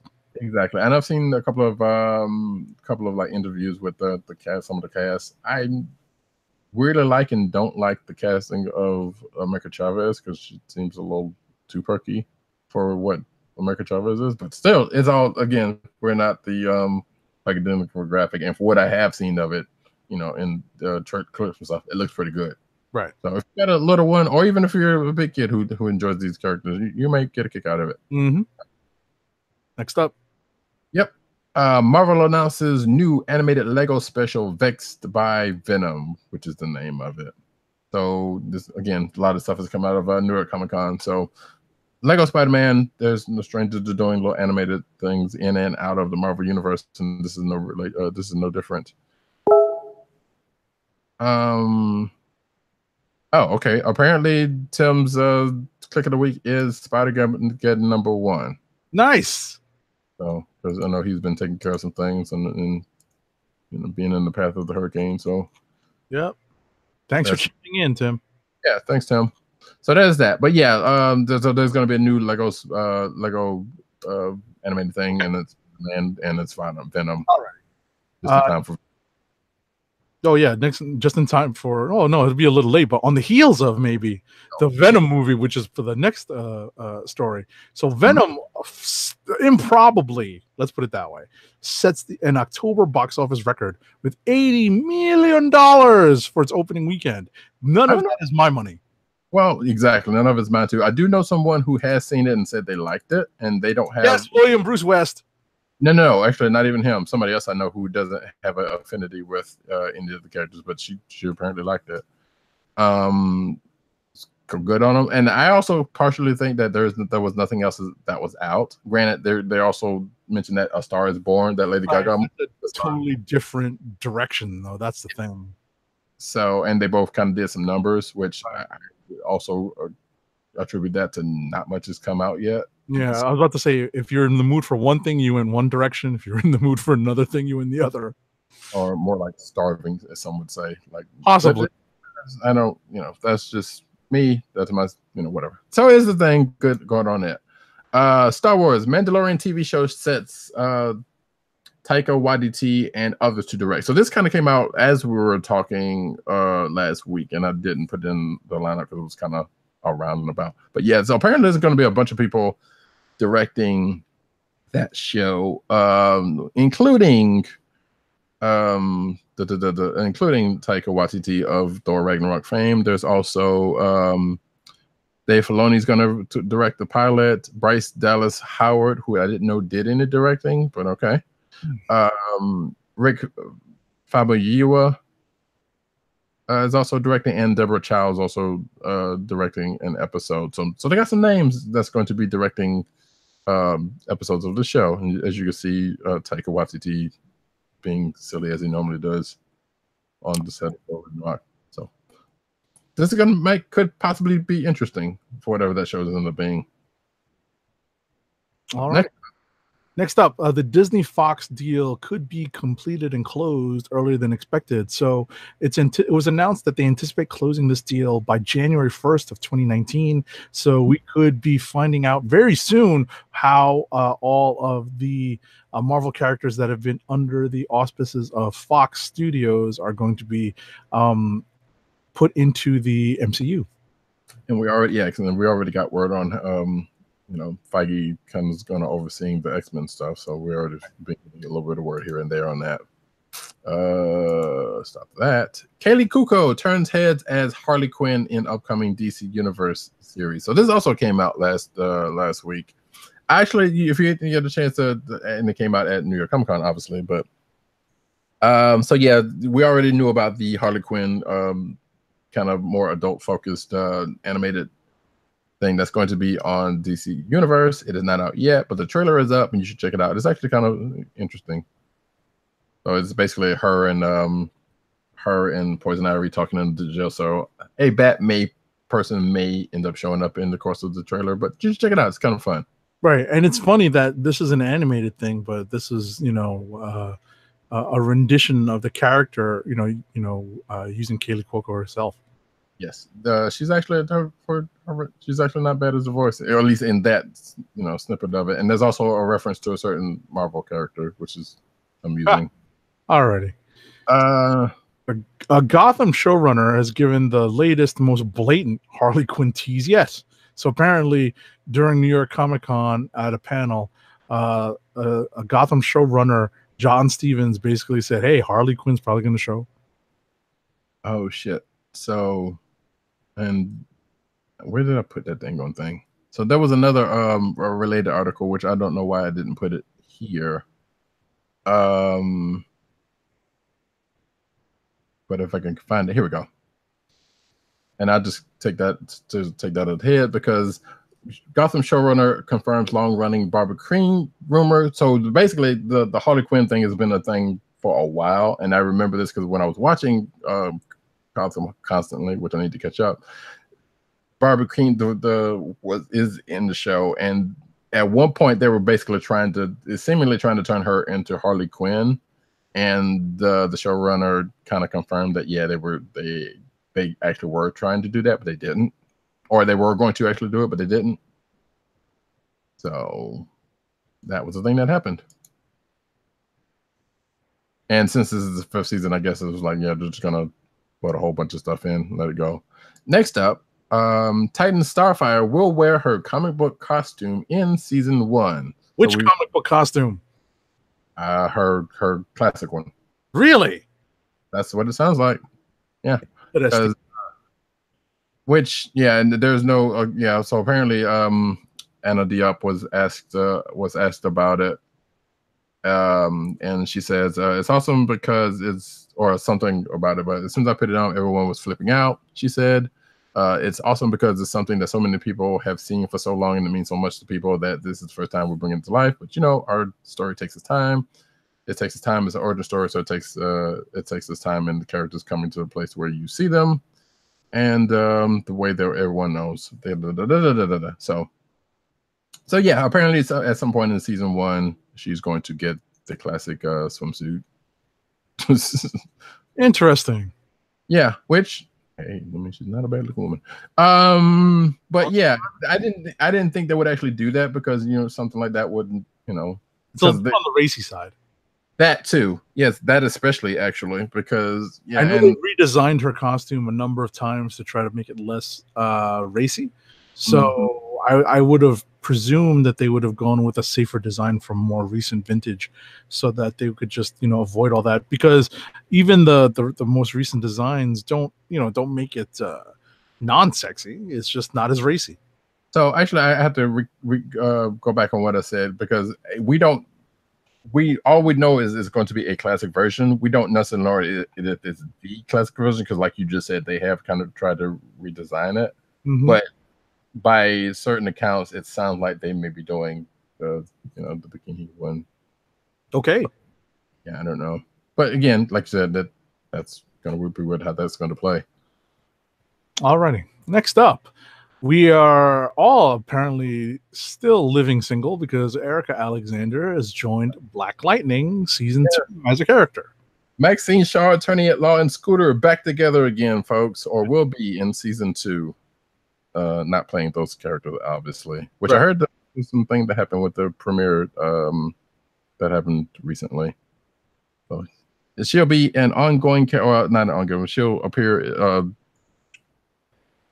3 characters. She's been in 3 episodes, and I guess she'll be back at some point. She'll be playing a therapist with telepathic abilities who's trying to help Jennifer acclimate to her manifesting powers and the emotions that go along with them. Alrighty. So check you out, Cousin Pam. Supergirl synopsis welcomes Mercy Graves to National City because why not throw a few other Superman references in? So I don't know. I hadn't caught up on Supergirl, but they've been throwing a lot of stuff. Like there's been a couple of Luthors, or there's been a couple of Luthor Supermans there, so it makes sense that Mercy was going to show up at some point. I don't know if they have they may or may not have an actress for it. I don't know, but regardless, it's going to happen. Okay. Do we have to do the next one? Because I think you covered it already. Which one's the next one? Barbara Keene. No. Okay. So after that is a story about the animated film Reign of the Supermen. So an official poster assembles the Men of Steel. So this is based off of, in the wake of the death of Superman in the 90s, there were still a number of Superman titles that were taken over by characters who were purportedly the inheritors of the Superman mantle. And apparently this animated film is going to explore that era. Right. So they did Doomsday before, and that was a while back, and that was different from this. But now they're redoing it, a more comic accurate version, because the Death of Superman has already come out, and that's been out for a few months. So this is part 2 of that, you know, of that and the storyline as well. So they're just basically cleaning that up, and it's coming in 2019. So we still got some time to wait for it. But yeah, there's the poster right there for those watching the video. And it look good. And I'm assuming it's probably going to go the way the comic book did at the end of that, you know. Or that. Anyway, Hellboy creator reveals the real reason that they are rebooting the series. Which is? I don't know. It doesn't say. Okay. Well, no, it kind of does. He basically says, Mignola says that we went back and forth on that earlier because somebody asked him about it. Early on, there was this idea of continuing the storyline that Del Toro had started, but that would be fair to the new director. But would that be fair to a new director? We decided to start over. Yeah, might as well start over. It's a good enough reason. Yeah. So yeah, there was that. And actually, I'll go ahead and do this one too. Oh, good. Yeah, Hellboy New York Comic Con exclusive trailer shows iconic flaming crown. So yes, there's, in addition to that, which was around the same time, there's a trailer for that, which don't seem to be in this, unless it's that video, which I'm not going to click, and I doubt it because sometimes sites are silly like that. But nevertheless, there was a trailer that came out New York Comic Con, and yet there have been pictures floating around of the new Hellboy with the flaming crown. Kind of a side shot. They don't have it in this picture, in this article. Next up. Alrighty. So a She-Ra trailer came out that introduces Hordak, the latest versions of Hordak, Princesses of Power, and a new origin for She-Ra. So a new trailer for the upcoming Netflix series. Right. So it's basically that trailer we talked about. Sorry. This is basically that trailer we talked about last week. Because we only talked about like part of it, but that trailer actually introduced a few other things. Okay. So, Lana Condor's post to All the Boys project, Deadly Class gets premiere date. Watch the promo. So, Lana Condor, aka Jubilee, in that one of those last X-Men movies, I think, who apparently did not have nearly enough screen time, or I don't think any words, is in the Deadly Class Netflix show, which is based off of a comic book. So yeah, and there's a trailer for that just came out. So, excuse me, not Netflix, Sci-Fi, because Netflix is doing so much. Because her other thing, To All the Boys, is on Netflix. That's why the confusion was. But nevertheless, this is going to be on Sci-Fi. Deadly Class, it's coming soon, and there's a trailer. Alrighty, next up, Simon Pegg is going to play a character, Hughie's dad, on Amazon's adaptation of the Garth Ennis and Derek Robertson 2006 comic book series, The Boys. And I guess Simon Pegg's always had some sort of connection to this because Derek Robertson, the artist, used the Shaun of the Dead character as the inspiration for the appearance of the story's young everyman hero, Hughie. Yep. And he's also reuniting with his Star Trek co-host, cohort, Carl Urban, who's also in the show. Bones. Yep. I don't know if they're going to be doing anything together because I think, since he's playing his dad as opposed to the character he's based off, or who was based off him, I don't know if they're going to be doing anything together. All right. We have one more movie TV news story. Ooh. Riverdale season 3 cast Jughead's mother and sister. So Gina Gershon of Bound fame. Yes, that's pretty much how I know her. And Trinity Likens. I don't know which one. I apologize for that. as Jughead's mother and sister. I don't know. Oh, Gladys Jones is his mother, and his sister's name is Jellybean, which I keep forgetting that he has a sister named Jellybean, or a sister at all. So that's the thing. Okay. Now we get into the comic book news. Comic book news. There's a transition. Ron Mars and Dynamite launch a new Turok series. So Dynamite Entertainment apparently has this license and is set to launch a brand new series about Turok, written by Ron Mars with art by Roberto Castro. Yes. And, is there a release date on this? Actually, I thought I put it in there, but I guess no, I don't see it. Oh wait, it was solicited in November preview. Oh, here we go, January 2019. Cool. Batman, the Three Jokers art confirms which eras of the different Jokers are from. So apparently we're getting classic Killing Joke, and what was the other one? I can't remember. Oh yeah, the original Joker, Killing Joke, and classic 60s Joker. Right. In this thing. And apparently Jason Todd and Barbara Gordon are going to be also in it. And I thought I saw the video where the apparently Batman and Batgirl are going to be in era specific costumes during the thing too. So, yeah. Bendis on all new Wonder Comics hero will affect the entire DC universe. Okay. So this is for the series that we told you about recently called Naomi, which I'm scared about just because we've already talked about Bendis at length about his proclivities. And I'm pretty really what? Speaking of Bendis, yeah. So also given details on the Young Justice revival that Roddy is not anticipating highly, and Wonder Comics. Yes. So yeah, there was more. There was also some more details on that Dial H for Heroes book that had some same month, but that's neither here nor there. Tom King indicates that the Heroes in Crisis deaths are permanent. Sure they are. Until someone else comes back and rewrites them. That's right. Sure they are. Which basically kind of what he says in here. So he's basically so somebody asked him about the deaths that happened in the thing, and he says, quote, "We tell these stories not about death but about our lives." King said, "Of the many killed, the controversial were Roy Harper and Wally West, and he says, as far as Wally's death is concerned, that will supposedly be dealt with in an upcoming Flash annual," which I guess explains why it wasn't the Titans. I don't know.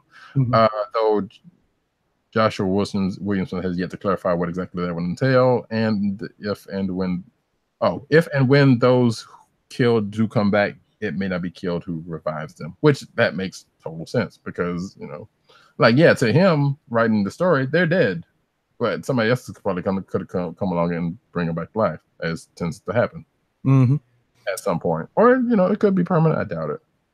Yeah, you want to take the next one? This is right up your alley. Okay, sure. Captains collide in Star Trek: The Q conflict. I'm just going to be over here relaxing while you go off and nerd out, right? So, in a long series of Star Trek comic book crossovers, this is actually a big one, most likely the big one, because as I've said off channel and our back channel, I thought this had been done before, but apparently not. So all of the captains and crews are going to be put together in one big 6-issue event centering around Q. I am kind of actually looking forward to this, but like I said, there's been so many Star Trek crossovers at this point. I don't know how to feel about it, and but there's the weird thing about it is no mirror universe crossover, or at least that we know of. Maybe there is, maybe we don't, because that's the thing there's a crossover that's going on now between the next generation versions of Prime and Mirror Universe. Regardless, it is coming. This one is coming in sometime next year, I would imagine. I don't think it says. Alrighty. But yeah, look out for that. I will be talking about it. All right. Next up, IDW had plenty of show-stopping New York Comic Con highlights, and they're listed on their website. So feel free to head over to their website and go take a look at their list of announcements. Yeah, this is including that Q conflict that we just talked about. There you go. Whedon, Belair, and Mora lead Buffy the Vampire Slayer comic reboot. So Boom Studios had been talking about doing the Buffy the Vampire Slayer comic, and Jodie Belair is writing, not actually I don't think she's coloring it. And Dan Mora is doing the art for it, with Whedon kind of doing some consulting and Okay. over. So that's the thing. It's coming. Yeah. And it's supposed to be classic Buffy from what I'm understanding. Next up. At New York Comic Con 2018, Zenoscope raised money for a good cause. So one of their own was they're raising money to support research into finding a cure for cystic fibrosis. So good for them. And well, I don't want to poo-poo this because it is a good cause, but if you've seen any of Zenoscope's coverage, kind of the titillation behind it, and the stuff that they're selling, or the prints that they're selling, is no different, I will say, as you can see from the video. Next up, Dugan and Garney launched Savage Sword of Conan with Alex Ross covers. So there's going to be a second Conan the Barbarian book. Right. So this was at the Next Big Thing panel, and the preview art was really nice looking. Yeah, as you can see, one of which in the video. Cool. Cloak and Dagger relaunching in November with Negative Exposure, and this was also at that True. This was at the True. Oh, it's a different panel. Yeah, different panel. Excuse me. But yeah, it was announced. Yeah, that's the thing. And Dennis Hopeless looks like he's writing with new artist Francesco Mann. Mm-hmm. Yeah. So Marvel premiered War of the Realms art, and we knew this was coming. Jason Aaron had been talking about this for a long time. It's finally coming to Marvel in 2019. It's going to be a big story, all Asgard and the 9 realms or the 10 realms, and yeah, it's going to be big fun. Is this why fun? I was about to say, is this why you wanted me to do the thing so you could talk about this one? Why? Yeah. Oh, and this I wonder if you wanted the Star Trek one. I was like, yeah, I'm not going to talk about this one. That makes sense. No problem. So there's been there's been of the realms, which I could have sworn they did a War of the Realms already, because wasn't there one like back in the day when they were doing like the war? No, it was War of Kings. Mm-hmm. That's different. Yeah, I was wondering if this had something to do with that, but but I don't know if it does. I doubt if it does. So that's the thing. It's coming. Marvel launches all new Friendly Neighborhood Spider-Man comic. So apparently the Marvel Comics promises readers the most local Peter Parker ever with the announcement of Friendly Neighborhood Spider-Man. Who is writing this? Tom Taylor is writing this. That's right. I remember that was a kind of a big deal. Okay. So yeah, look out for that. Alrighty. Next up, we talked about this, what Namor the Submariner has done in the pages of Avengers #9. So I'll move on to the next one. There's a big Spider-Woman pop vinyl figure that came out as a 2018 convention exclusive, and it is available on Entertainment Earth. It is actually not, because it's sold out. Nice. Well, according to this, pre-sold out. So maybe there's going to be another run. I doubt it. Mm-hmm. I think I'm trying to remember if I got mine in time, because I know I just got an email from them. But regardless, that's neither here nor there. Then I guess we're officially in Toy Corner by saying Funko reveals 2 fan choice Marvel Studios 10 pop vinyls at New York Comic Con. There's there's a Doctor Strange one. This is Gold Laden, and also Iron Spider, which I could have sworn the Doctor Strange one was already at, but I keep saying that tonight, and I'm probably wrong about all of it. All right. Next up, new Marvel Legends and more Hasbro toys were revealed from New York Comic Con 2018. They actually weren't revealed on the floor. They actually do something off-site. Hasbro doesn't really have, they don't do their stuff on the floor, which is really strange for New York Comic Con, but they do make their announcements in conjunction with the timing of the con. And we're going to see Corvus Glaive and Ebony Maw figures, as well as other legends that have been introduced. And listen, Hasbro's killing it with the legends, so much so that I'm overwhelmed with buying these stupid things. And I've put a brief hiatus until I can figure out what it is I want to collect from this run, from these recent runs, because there's so much good stuff coming out. Most notably in this collection. Wait, did they already do a Proxima Midnight figure? Yes, yes. The Proxima Midnight was at the Build-A-Figure Thanos. Yes. But most notable in this, I don't know if this is a set or this is just like singles, but regardless, there's Beta Ray Bill, which I think, did he also already have one? He had an old Marvel Legends version. This is a modern rendition because the character's look has been streamlined. Although I'm not a fan of the Stormbreaker that he's wielding because it's too big. Hey, you know, size matters. There's also looked at the helmet from Thor Ragnarok, or at least from this angle. Right. So I know this will probably make my comic book guy happy because apparently he's a big fan of Beta Ray Bill. But also notable is Night Thrasher. Yes. Who did not have a figure before. No, who hasn't really been in comics for a long time. That also. So and a couple of 2-packs that they're doing. Right. So Kraven's Last Hunt, they're redoing the Kraven. I'm glad that I did not get the previous version, like the new version of Kraven, because he did not have the kind of crazy wild-eyed paint job that they put on this one. So I'm glad to be able to get this Kraven, even though I'll be doubling up on a black costume Spidey. And you know, and also Hydra Cap and Arnim Zola. Man, I want that Zola. I really don't care about that Hydra Cap though. The way they get you, man. Yeah, basically, and some other stuff was like pinned, or yeah. So, but yeah, there is that, and I'm pretty sure there's another article in here that will recap some of that. But Transformers Siege gives classic G1 baddies some brand new toys. So there's another line of Transformers toys coming. I'm going to say this again: Megatron is a gun, not a tank. I know there have been his Cybertron version, I think probably was a tank. Regardless, we don't care. I don't care. But there's going to be what looks to be battle damaged version of and more Cybertronian eyes. That's not even a word. Regardless, versions of some of your favorite bad guys, such as Megatron, which is the tank you see here. And there's his bot form. There's a Shockwave. Soundwave, which I kind of want that one, and you just see they're like kind of battle damage.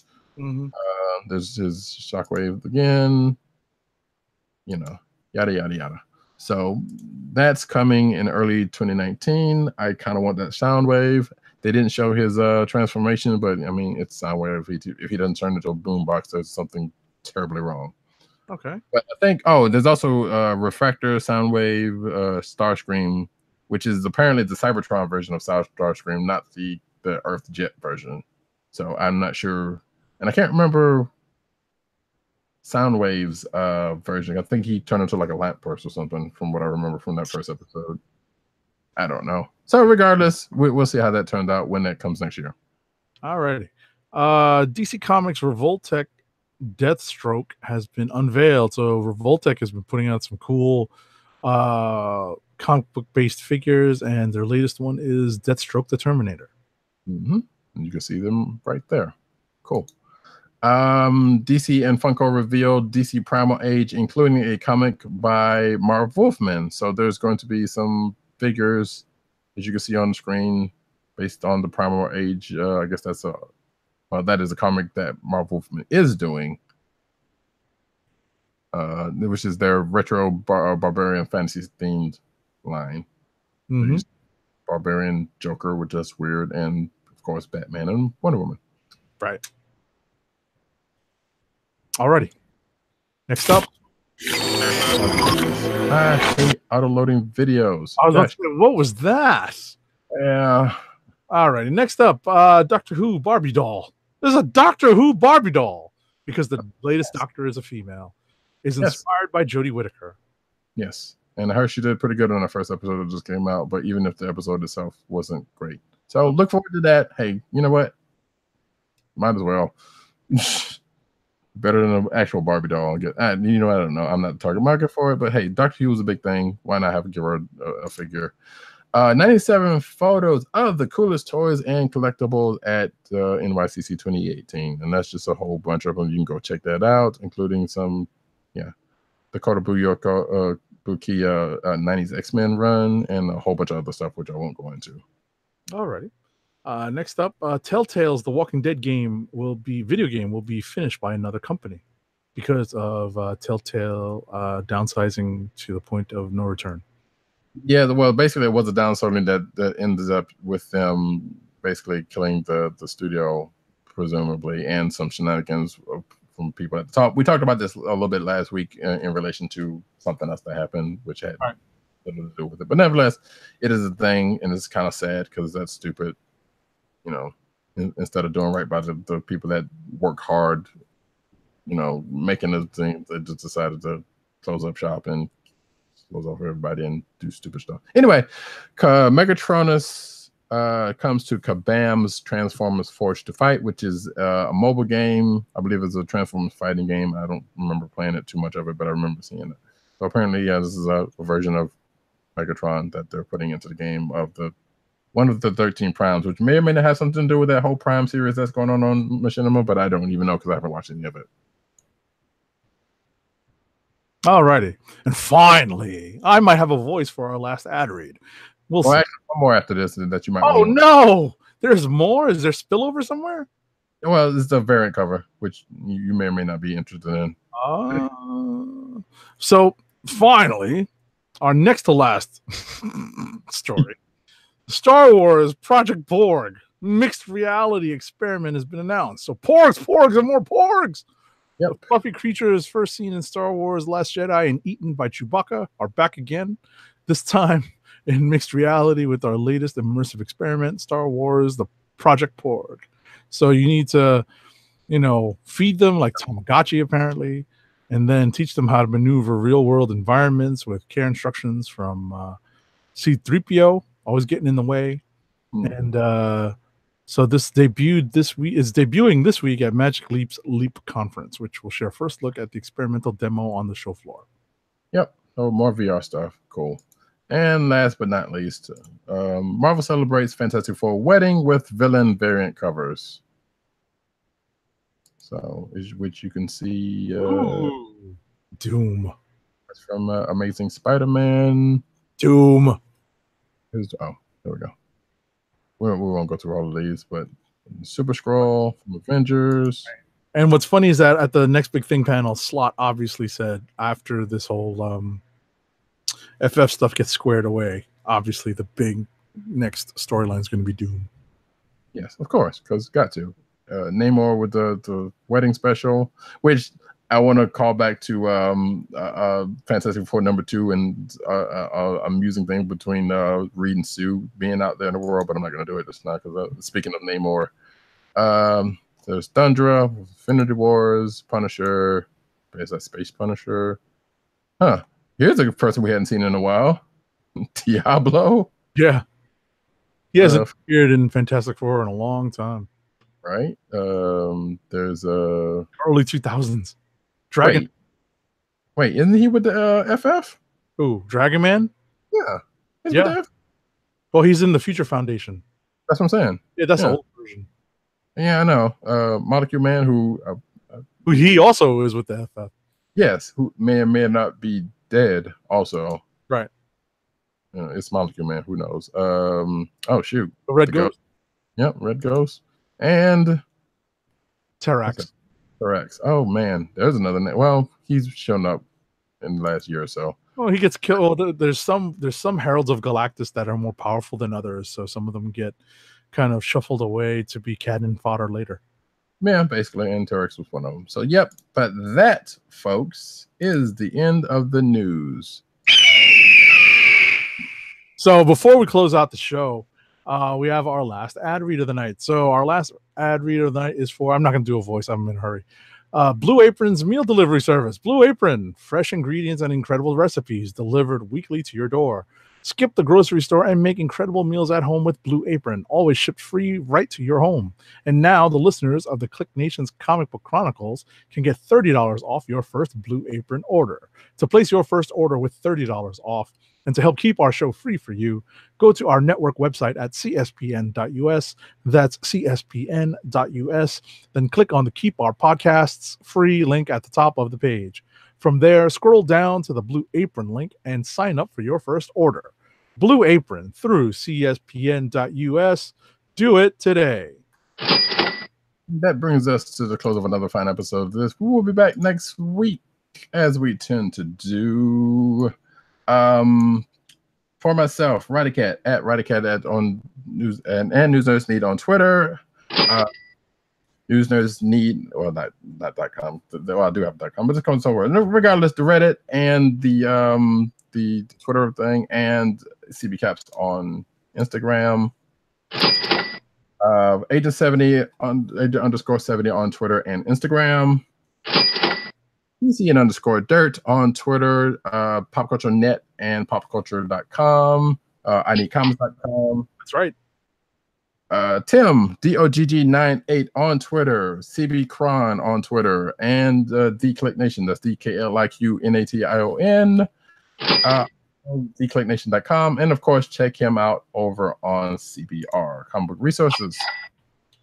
Again, Google Play, iTunes, all of that. CSPN.us. Go check us out on all of those places. CSPN.us, where you can find merch for this here program. And with that, folks, we will see you all next week. And we'll play you out. Oh, and we're going to keep it metal. Oh, Jesus. Yes.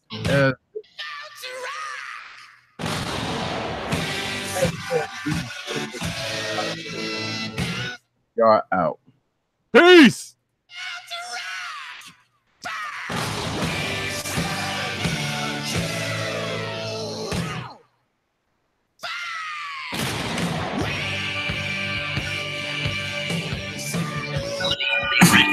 Would you believe it's Dr. Doom?